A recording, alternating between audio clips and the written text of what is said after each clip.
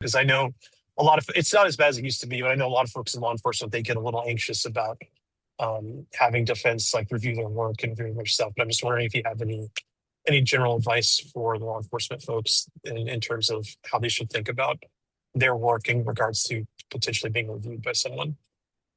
Yeah, that's a good question. I mean, I think that if we always look at it as like someone else is going to criticize what I'm doing, am I always, am I keeping my notes straight? Am I documenting what I'm doing?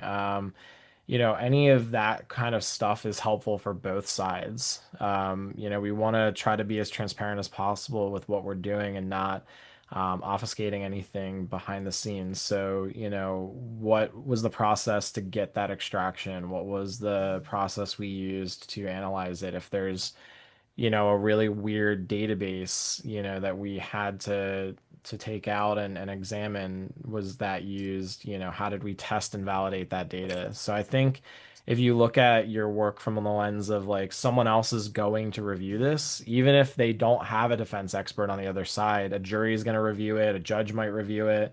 So what does my work look like from an outside in? And you can even use yourself as your own critic. If you're looking at it as someone from, that is an expert, what critical lens can you look at your work at? Can you fix any of your processes to make it easier for someone else to see what was going on? I guess that would be my best answer to that.